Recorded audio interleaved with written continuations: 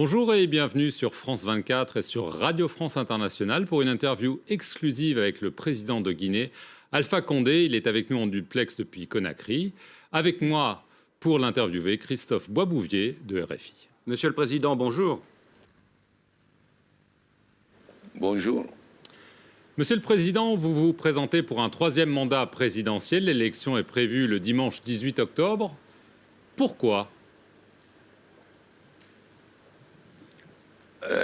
D'abord, je dois vous expliquer que dès qu'on a composé le CNT, j'ai critiqué en disant que les gens étaient choisis n'importe comment, ils n'étaient pas qualifiés pour faire une constitution.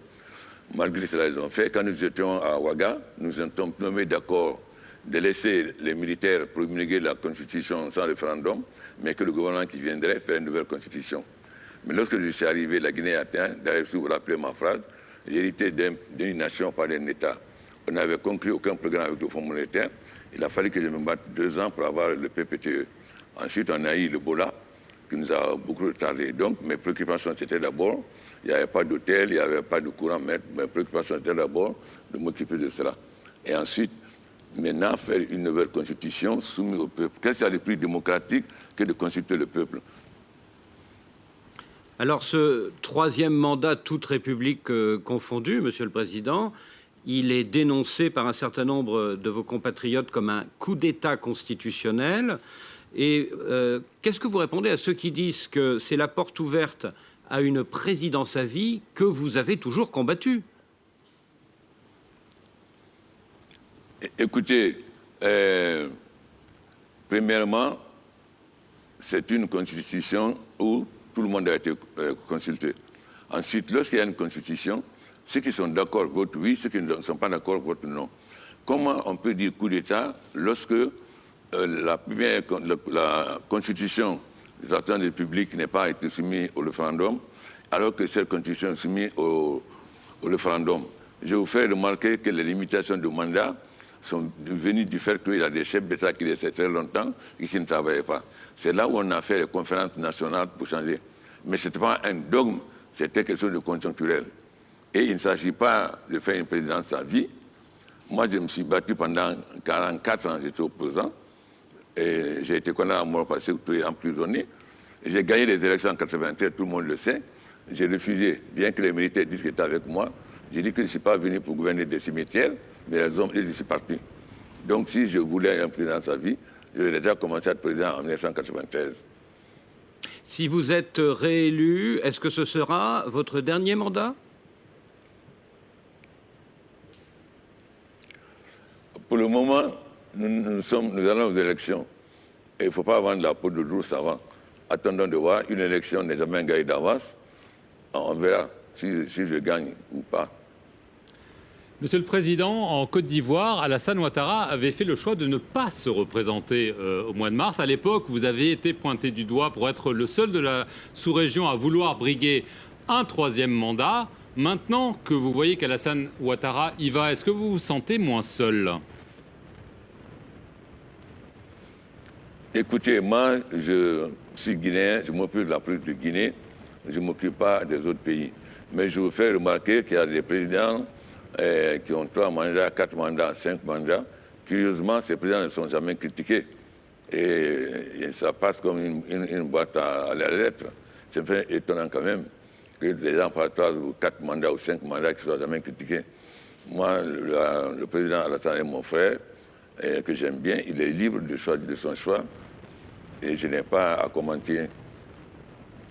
Le fichier électoral a été très contesté lors du référendum d'il y a 6 mois, mais la CEDEAO l'a estimé aujourd'hui de qualité suffisante. Est-ce que vous considérez que cette élection sera transparente? Et puisque vous dites qu'il ne faut pas vendre la peau de l'ours avant de l'avoir tué, est-ce que vous accepterez éventuellement votre défaite? Mais c'est normal. Écoutez, d'abord, le référendum, je vous fais remarquer qu'il y avait 2 400 000 voix qui étaient contestées, pas parce qu'ils n'existaient pas. Ils avaient voté en 2015, mais il manquait une pièce d'identité. Et les 2 400 000 voix ont été retirées. Donc, le fichier du référendum était totalement correct, puisque la CEDEAO a estimé que les 2 400 000 ont été éliminés. Nous avons, les membres de la CENI, de l'opposition, ont demandé une révision complémentaire avec les nouveaux mineurs. On a fait cette révision et ensuite, la CEDEAO et l'Union africaine ont envoyé des experts qui, après avoir travaillé pendant plus de 2 semaines sur cela, ont dit que le fichier était tout à fait fiable. Et vous accepterez le verdict des urnes, quel qu'il soit, même si on annonce que vous êtes battu? Mais je suis un démocrate. Mais il faut quand même que vous compreniez une chose. Moi, je me suis battu, j'ai créé un parti, je me suis battu pendant 45 ans. Mes adversaires sont des fonctionnaires qui sont devenus premiers ministres. Après premier ministre, après avoir mis le pays à terre, ils ont créé des partis. Je pense que quand même c'est extraordinaire que moi, qui me suis battu pendant 45 ans, je sois considéré comme un dictateur antidémocrate. Et ceux qui ont pillé le pays, parce que le président Conté disait, moi, je suis militaire, je ne m'occupe du camp et des frontières. Vous, les technocrates, ça faites ce qui est bien pour le pays. Vous êtes venu en Guinée en 2010, vous avez vu dans quel état on était. La Guinée a la particularité que les opposants sont tous des anciens premiers ministres et dont la gestion a été analysée par Afrique Média, qui a été appelé les fossoyeurs de l'économie guinéenne. Alors justement, parmi eux, il y a votre opposant historique, Cellou Dalein Diallo, qui a finalement décidé de se présenter à l'élection, rompant ainsi avec le reste de l'opposition qui avait décrété un boycott. Est-ce que c'est une victoire pour vous, la candidature de Cellou?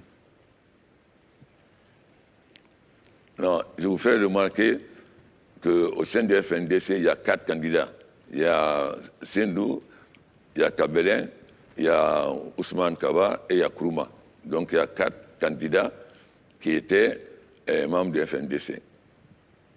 Mais celui-là pèse particulièrement. C'est quand même quelque chose qui était important pour que l'élection donne l'apparence d'être une véritable élection, un véritable combat électoral. Vous dites apparence. Moi, j'ai toujours voulu une élection inclusive. Je n'ai jamais éliminé quelqu'un. Mais chacun est libre dans la direction de ne pas aller. C'est le choix personnel de chacun. Alors, je n'ai pas à commenter la candidature d'un autre, de celui-là ou de l'autre. Je n'ai pas à commenter. Il y a un mois, vous avez dit à vos partisans, cette élection n'est pas seulement une élection, c'est comme si nous étions en guerre. Et puis, tout récemment, après une visite à Conakry de la mission conjointe CEDEAO-ONU-Union africaine, vous êtes revenu sur ces propos, vous avez dit « on n'est pas en guerre ». Monsieur le Président, est-ce que ce revirement est sincère? Je n'ai jamais dit à mes militants c'est une guerre. Vous ne m'avez jamais entendu. J'ai fait, depuis le début, je n'ai pas fait de meeting. Et j'ai parlé simplement en vidéoconférence. Et je vous défie de me monter une vidéoconférence où je dis que c'est une guerre. J'ai toujours dit à mes militants, ne jetez pas de pierre, n'insultez pas les gens. Même lorsque le Premier ministre a été attaqué, pas maintenant, lorsqu'il est parti pour déposer, pour inaugurer quelque chose à l'abbé, et qu'on a cassé son véhicule, j'ai appelé partout pour dire, ne tombons pas dans la provocation. J'ai toujours dit, vous ne verrez pas une seule de mes interventions où je dis que c'est une guerre. J'ai parlé en vidéoconférence et samedi dernier, j'ai parlé sur le stade. J'ai toujours dit que la Guinée, que personne ne viendra développer la Guinée sauf les Guinéens, que nous devons être solidaires, que le combat politique, ce n'est pas... C'est une compétition et le peuple doit choisir en fonction des programmes.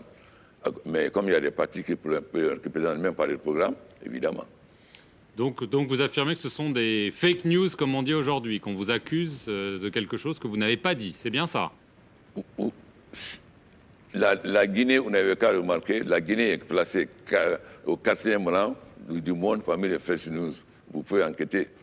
C'est connu de tout le monde que la Guinée est 4e mondial pour le fake news. Alors quelque chose que vous avez affirmé... Vous-même, France 24, vous avez vu une image... France 24, vous-même, vous avez vu une image et vous avez dit vous-même que cette image a été prise en Afrique du Sud. Je me rappelle. Très bien.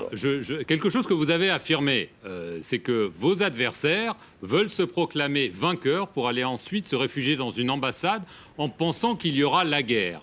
Alors, est-ce que vous craignez un scénario comme au Mali où l'armée a renversé Ibrahim Boubacar Keïta il y a 2 mois, par exemple? Est-ce que c'est ça que vous craignez? Je vous ferai remarquer qu'il n'y a jamais eu de coup d'État en Guinée. L'armée a pris le pouvoir après la mort du président Sékou Touré. Ensuite, l'armée a pris le pouvoir après la mort du président Conté. La Guinée n'a jamais eu de rébellion, il n'y a jamais eu de guerre civile, il n'y a jamais eu de coup d'État. Et puis quand je suis réformé, je suis venu demander au général Clément Bolé la réforme que nous avons faite de l'armée. Aujourd'hui, nous avons une armée républicaine et ça fait 4 ans que nous sommes à Kidal. Nous sommes au 5e bataillon. Donc la situation n'a rien à voir. Je sais, parce que j'ai vu dans leurs déclarations et dans leurs intentions qu'ils voulaient se faire proclamer. Je n'ai même pas dit le nom de quelqu'un. J'ai dit à un opposant qui, à 18h, veut se proclamer vainqueur, se réfugier dans une ambassade, et je n'ai pas dit de nom. Mais c'est Cellou Dalein Diallo. C'est quelqu'un qui a répondu. C'est que je sens concerné. Je n'ai pas dit de nom. Alors, Cellou Dalein Diallo, justement... J'ai dit à un opposant, un des candidats. Cellou Dalein Diallo, puisque visiblement c'est à lui que vous faites allusion, il dénonce de votre part une instrumentalisation... Je n'ai fait allusion à personne. S'il vous plaît, M. Boisbouvier, je n'ai fait allusion à personne. J'ai dit un candidat, je n'ai pas dit de nom. J'ai compris. Cellou Dalein Diallo, en tout cas, il dénonce de votre part une instrumentalisation de la différence ethnique. Et il n'est pas le seul à pointer ce danger, puisque la semaine dernière, la mission internationale que vous avez reçue a condamné fermement les discours de haine à relents ethniques. Et visiblement, cette mission visait les 2 camps. Qu'est-ce que vous répondez à cette mission? Je n'ai jamais fait un discours à relents ethnique. Je vous fais remarquer que je suis malinké. Je parle 10 fois mieux Soussou que malinké, premièrement. Deuxièmement, moi, je me suis battu. Sékou Touré était président malinké, je me suis battu contre lui et il m'a condamné à mort. Moi, je n'ai jamais tenu de discours ethnique. La plus simple raison que je suis un panafricaniste.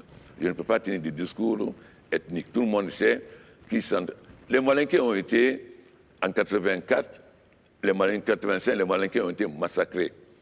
Beaucoup de filles se sont morts. J'ai sorti une brochure pour dire, pour que l'espoir ne meure. J'ai dit que le président n'a pas eu raison de dire au Fatah, vous avez bien fait, mais il est encore possible de recours de tissu social. Je n'ai jamais tenu un discours ethnique. On sait que ce sont des gens qui instrumentalisent. Et pendant toute ma lutte contre le président Conté, jamais je n'ai dit qu'il est Soussou. J'ai combattu son programme. Jamais. Et je n'ai jamais attaqué sa personne. Vous n'avez qu'à voir tout, vous n'avez qu'à lire mes écrits. Il y a mon livre, il y a mon passé. Je viens de lire un livre, Une certaine vision de l'Afrique. Et moi, je suis panafricain. Comment vous voulez que ce soit panafricain, que ce soit pour un État fédéral ou bien un État africain, et que je puisse parler ethnique. Et quand je menais le combat contre Sékou Touré, la plupart des gens qui se battaient avec moi étaient des Peuls. Et les Malinqués m'accusaient d'être instrument des Peuls. Alors je pense qu'il faut un peu relire l'histoire. Monsieur le Président, vous avez parlé de votre passé d'opposant. Il y a quand même une question qui se pose à travers un récent rapport d'Amnesty International qui affirme qu'au moins 50 personnes sont mortes, 200 ont été blessées entre octobre 2019 juillet 2020, il parle des répressions contre les manifestations et ce rapport souligne la responsabilité des forces de défense et de sécurité. Alors une question toute simple mais grave, pourquoi n'y a-t-il jamais d'enquête et de sanctions contre les policiers ou les militaires qui tirent à balles réelles sur les gens?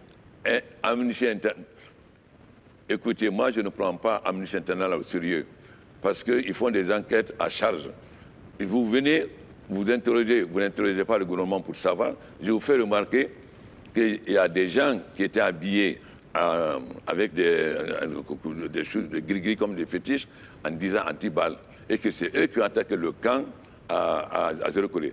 Certains sont actuellement en prison à Cancan et ils ont reconnu. Donc, ce sont des mensonges, Monsieur le Président. Je vous fais remarquer que demain, Amnesty fait des rapports unilatéraux. Ils ne font pas des enquêtes. S'ils faisaient des enquêtes, ils auraient vu que la plupart des gens qui ont été tués à Zéro-Collé ont été tués par des gens qui sont venus habillés, ils sont venus de Libéria et de Kenema. Et qu'on a arrêté un certain nombre d'entre eux qui sont actuellement jugés. Il y a certains qui n'avaient pas tiré, qui ont été libérés. Ceux qui ont reconnu qu'ils ont tiré sont encore en prison. Je fais remarquer que avant moi, l'organisation de Omniscient là, ils ne pouvaient pas avoir accès aux prisons.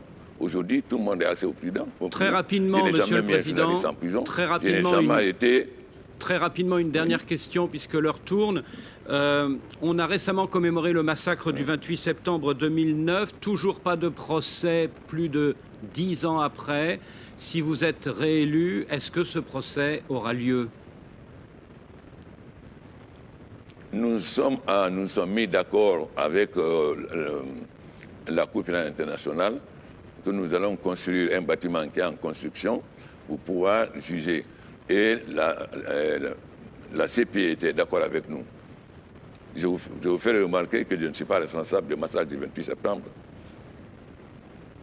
Donc ce procès aura lieu si vous êtes réélu? Puisque nous avons déjà commencé à construire l'immeuble où avoir le procès.